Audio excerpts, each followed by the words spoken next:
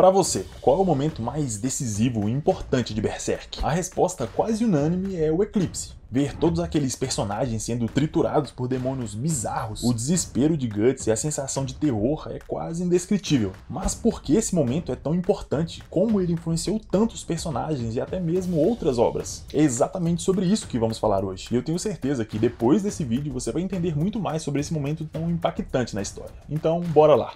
A razão mais óbvia para o impacto da cena, e até mesmo de Berserk como um todo, é com certeza a violência explícita. A forma que o Miura consegue demonstrar em detalhes execuções absurdamente violentas sem nenhum medo ou censura é simplesmente impressionante. Um privilégio que eu infelizmente não tenho por aqui, mas para você não ficar sem uma alternativa, esse vídeo já tem uma versão totalmente sem censura exclusiva para os membros. Assim você aproveita todos os vídeos sem interrupções e ainda ajuda o canal. Muitas pessoas ao verem o eclipse pela primeira vez ficam chocadas e até incomodadas com tudo que acontece ali, o que mostra também a genialidade do Miura na criação do Bando do Falcão. Durante o arco mais popular e o mais adaptado também, acompanhamos a mudança quase total de Guts, de um jovem traumatizado e isolado que vivia sozinho pelo mundo a uma pessoa com amigos, companheiros e até um amor. Esse pequeno, entre aspas, arco de mudança do Guts poderia facilmente ser um enredo de um anime ou um mangá inteirinho. Ele começa sozinho no mundo, é acolhido por mercenários, sofre traumas que o ensinam que, na verdade, ninguém se importa com ele e assim segue, se isolando cada vez mais, vendo em todos ao seu redor ameaças em potencial. Um homem seguindo seu caminho solitário, confiando apenas na sua própria força, se tornando invencível. Até que ele é vencido por alguém ainda mais forte. Uma pessoa totalmente diferente e até oposta a ele. Tem muito mais delicadeza que o nosso protagonista, e ainda assim é tão habilidoso e forte quanto ele. E esse novo rival rapidamente se mostra amigável,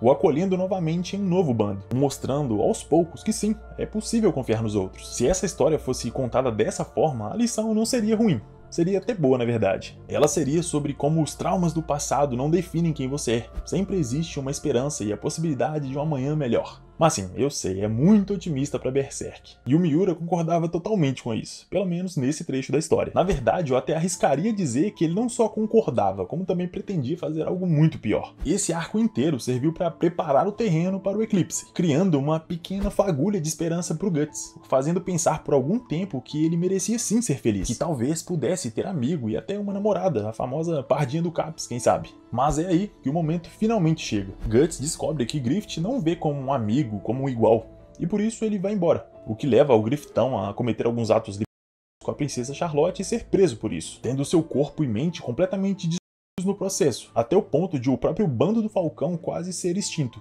Um ano mais tarde, o Guts volta ao descobrir sobre o que havia acontecido, e eles resgatam juntos o Griffith para tentar pelo menos salvar a vida do líder do bando, acreditando que agora as coisas se resolveriam, que Guts poderia seguir o seu caminho com a casca e que o bando seria livre novamente. Mas não. Nada disso. Griffith já havia decidido há muito tempo que ninguém estava acima do seu sonho, nem mesmo o Guts. E por isso ele sacrifica todos eles sem pensar duas vezes. Durante esse momento, se você não tiver tomado nenhum spoiler, é claro, você pensa: ah, nem todo mundo vai morrer, talvez o judô sobreviva.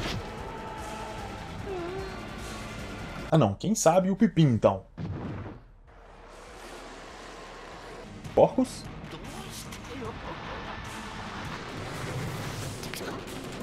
Pois é, Miurão não perdoa ninguém. Até mesmo o trio protagonista meio que morre ali. O Griffith dá lugar ao Fento. Guts volta a ser aquele cara sombrio e sanguinário de antes, mas agora 1000 vezes pior. E a Casca? Bom, a Casca sofre o pior destino de todos. Todos os membros do bando sofreram com o medo e o terror de verem os seus amigos morrendo um a um do seu lado. A sensação de impotência e desespero é algo absurdamente difícil de descrever. Mas, infelizmente, Casca estava no meio de uma disputa de poder entre o Griffith e o Guts. Durante toda a sua vida como líder do Bando do Falcão, Griffith foi tratado quase como uma divindade. Todos o idolatravam, ninguém era sequer comparável a ele, seja em uma luta de espadas ou de intelectos. Griffith estava completamente acima de tudo e todos, até mesmo da Casca, que a essa altura estava completamente apaixonada por ele. Ela sabia que não poderia estar ao seu lado como sua esposa, primeiro por não se achar boa o bastante para ele, e segundo por entender que ele deveria se casar com uma princesa, como era o caso da Charlotte, por exemplo. Mesmo assim, ela continuava ao seu lado, servindo como a sua espada e seu braço direito, a segunda mais forte e habilidosa do bando. E isso até o Guts chegar. ele rapidinho se torna o favorito do bando, roubando o lugar que era da Casca. Mas pro Griffith ainda estava tudo às mil maravilhas, afinal ele agora tinha duas pessoas extremamente fortes o servindo, quase brigando para ver quem era o número 2, enquanto ele continuava lá, inalcançável no topo da pirâmide. O que ele ainda não havia percebido era o quanto Guts estava se tornando importante para ele, a ponto de ser o único capaz de fazê-lo duvidar do próprio sonho. Depois de um ano inteiro sendo ver a Casca e o Guts juntos como um casal, seguindo sua vida sem ele, era inaceitável. Como ele havia passado de protagonista para um mero coadjuvante. O a Casca durante o eclipse foi justamente uma forma de reafirmar o seu poder sobre os dois. Era um recado claro para a Casca, mas principalmente para o Guts, de que eles não tinham poder sobre a sua própria vida. Era como se o Griffith dissesse: vocês pertencem a mim, única e exclusivamente a mim. Prova disso é que ele não demonstra um prazer puramente durante o ato, mas sim um prazer em ver a Casca e o Guts sofrendo. Ele permanece por todo o tempo olhando para o Guts, o forçando a assistir enquanto ele a única mulher que o Guts já amou. Essa é provavelmente a cena mais marcante e perturbadora de todo o eclipse em si, que por si só já é uma cena bastante marcante e perturbadora. Todo esse momento marca com perfeição a morte de toda e qualquer esperança em Berserk. Tudo que foi construído em 70 capítulos é, entre muitas aspas, jogado fora aqui. Todo o desenvolvimento do Guts e a jornada para redescobrir a sua esperança é destruída. Mas talvez essa seja a grande questão narrativa de Berserk. A Santíssima Trindade de mangás seinen traz cada uma a sua grande lição de moral, diretamente ligada à trajetória do seu protagonista. Thorfinn em seu caminho para entender o que é ser um verdadeiro guerreiro, aquele que não tem inimigos. Musashi para descobrir o que realmente significa ser forte e o significado de ser invencível. Mas e o Guts? Qual é a grande mensagem que o Guts carrega ao longo do mangá? Qual o seu grande aprendizado? Um dos vídeos de Berserk mais vistos aqui no canal é dedicado justamente a essa pergunta. Aquilo que eu considero como sendo o ponto principal dessa história. Lá passamos pelos momentos mais importantes para definir a mensagem que Godo tenta ensinar ao Guts, que caso você não tenha visto eu recomendo fortemente que você veja, até para ajudar a entender esse vídeo melhor. Mas em resumo, toda a jornada do Guts é sobre ódio, tristeza e vingança, um ciclo interminável entre esses três aspectos da sua vida. A grande questão é que desde que se entende por gente, o Guts tem perseguido um ideal completamente inalcançável. Ele busca algum tipo de paz na vingança, como se ela fosse a solução para os seus problemas. E é aí que tá, ela não é. O ódio é o lugar para onde vai o homem que não suporta a tristeza. Essas foram as palavras de Godo a Guts, a sabedoria de um velho que já havia presenciado inúmeras jornadas de vingança.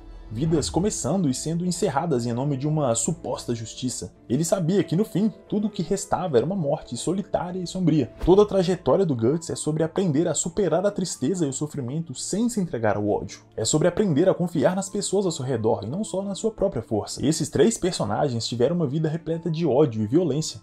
Infâncias difíceis e muitas, mas muitas razões para se tornarem violentos, cruéis e solitários. Mas eu tenho certeza de que se eles estivessem mesmo sentados nessa mesa, conversando nas suas versões mais velhas e sábias, todos concordariam que o ódio não é a resposta. E talvez nesse momento do vídeo você esteja se perguntando o que tudo isso, toda essa volta tem a ver com o tema do vídeo. Afinal, estamos aqui para falar do eclipse. E bom, você tem toda a razão. Tudo o que eu disse até agora foi justamente para reforçar o quanto o eclipse é importante para que o Guts se desenvolvesse e evoluísse como indivíduo. O eclipse foi a principal razão para que hoje o Guts seja reconhecido como a encarnação do conceito de perseverança e superação. Se a história de Berserk acabasse mesmo na Era de Ouro, a mensagem seria bonitinha e muito bem feita, é claro, mas não teria um terço do impacto que teve do ponto de vista mais filosófico, entre aspas. O Guts começou a sua vida numa tragédia total, teve o seu arco na Era de Ouro para recuperar um pouco da sua esperança, só para depois ter tudo destruído novamente, o deixando num ponto ainda mais baixo. Mas claro, a história não acaba por aí. Ele continua sua jornada de vingança aprendendo aos poucos que precisa sim confiar na força de outras pessoas, como é o caso da Shirk com as suas magias, da Farnese cuidando da Casca e por aí vai. Guts parece até começar a seguir o conselho de Godo, de se focar mais na Casca, em recuperar a sua mente do que se vingar do Griffith. Mais uma vez, ele poderia encerrar a sua jornada com uma vingança simples e estaria tudo certo. Mas não. O Griffith tem um talento incrível para destruir tudo completamente. E por isso ele vai lá e sequestra a Casca de novo, logo depois de ela finalmente estar curada. O que nos leva aos capítulos mais recentes do mangá, onde o Guts está completamente quebrado mentalmente, no fundo do poço. O momento mais baixo da sua vida inteira. Ele mesmo diz que a sensação é de que tudo que fez até aqui havia sido em vão, como se nada tivesse realmente importado. Mas é justamente o oposto disso. Todas essas situações completamente desgraçadas que o Guts passou o trouxeram até aqui. O fizeram ser quem ele é. O que, claro, não é pra soar como um discurso coach de ame os seus desafios, encontre conforto no desconforto, nem nada assim. Até porque eu tenho certeza que ninguém escolheria passar por tudo isso só pra ficar forte como ele ficou. Mas ainda assim, é inegável que se o Eclipse ensinou algo em Berserk é que pra tudo, ou quase tudo, tem um jeito. Mesmo depois de uma tragédia em que o Guts perdeu um braço, um olho e todos que ele amava, ele ainda conseguiu se reerguer. Algo que, ao que tudo indica, também vai acontecer com a Casca, já que ela também está se recuperando e se mostrando cada vez mais próxima da sua versão porradeira da Era de Ouro. Eles foram os únicos sobreviventes do momento mais terrível que qualquer um poderia passar. Guts é um homem que se recusa a morrer e muito menos a desistir. Mas, para que nós saibamos disso com certeza e até ele mesmo soubesse, foi necessário um evento traumático bastante para provar isso. E esse, senhoras e senhores, é o Eclipse. O momento que literal e figurativamente representou a maior escuridão em Berserk, onde nem mesmo uma pequena fagulha de esperança restava, mas que ainda assim foi superado. Sem ele, o Guts terminaria, talvez, feliz para sempre com seu novo bando, bebendo e cantando ao redor da fogueira. O que, claro, seria muito bom para ele, mas nem tanto para nós, já que sem isso a história dele seria bem menos impactante. Então sim, o Eclipse é muito mais do que um momento chocante que o Miura colocou no mangá para impactar os leitores e movimentar os fóruns da internet. Sem o Eclipse, o Guts jamais seria quem ele é, e consequentemente